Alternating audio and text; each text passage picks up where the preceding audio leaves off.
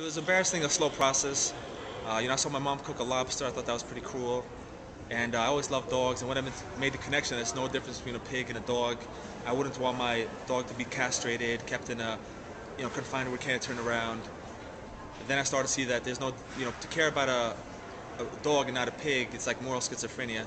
It's like caring about people in Pittsburgh and not people in Philadelphia. There's no difference. So once I had that consciousness, I decided to go vegetarian and vegan. However, initially I was like, what the hell am I going to eat? But I discovered that rather than my palate shrinking, being vegan, my palate has expanded. There's Mexican, Thai, Indian, Chinese, quinoa.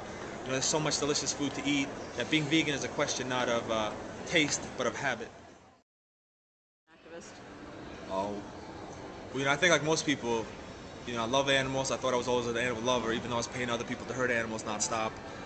So I think that people naturally love animals, they sort of have the consciousness. But when I first started taking in dogs, then when I learned about how to treat farmed animals, I decided that I had to be a voice for the animals because they don't have a voice. So I decided that to dedicate my life to activism and trying to get the plight of the animals out. And I think that more people, we need our best and brightest to sacrifice. Because if you study history, people have died for what they believed in, they've gone to prison.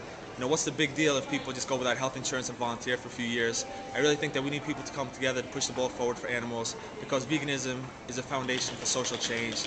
It's one of the most concrete things we can do for the environment, to fight human hunger, the environment. So I think it's something everybody needs to be part of as a social revolution. It is a social revolution. The animals don't have a voice, of course, but we all have limited time and resources.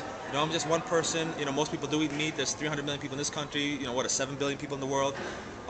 So I've done a lot of stuff, everything from walking dogs, fur demos, foie gras, animal testing, circus, vegan outreach, showing videos, giving talks. I think it's important that everybody contribute in some capacity, whatever they're comfortable with, doing money, going out to demos, handing out leaflets.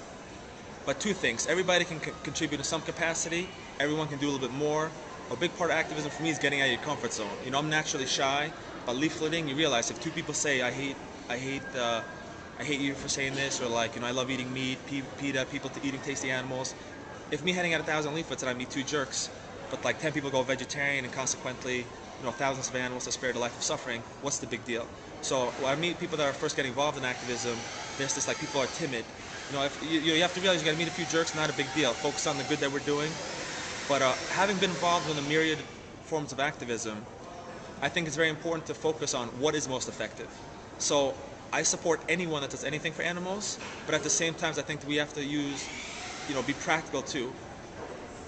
I have a friend that spent about, 18 years and $150,000 trying to save one elephant, and that's very commendable, and my heart goes out to that elephant.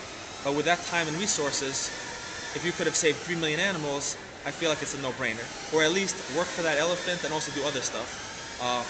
So I don't want to undermine anybody, but I really want to be involved in what's the most effective, and I think outreach is one of the most effective forms of activism, in that by creating a vegan consciousness, it has many ripple effects and saves a tremendous amount of animals. I think what's great about when you go vegan is that it's like a gateway drug or a gateway into being a wonderful person, because you start to see that everything's connected.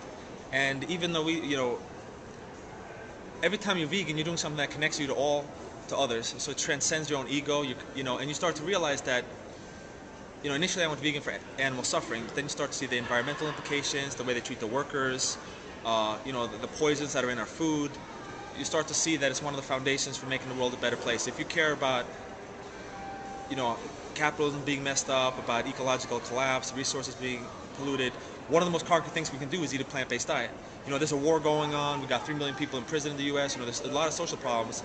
And I think one of the most beautiful things about veganism is that I don't have to ask for anybody's permission. It's as easy as getting your stuff from one shelf and not the other.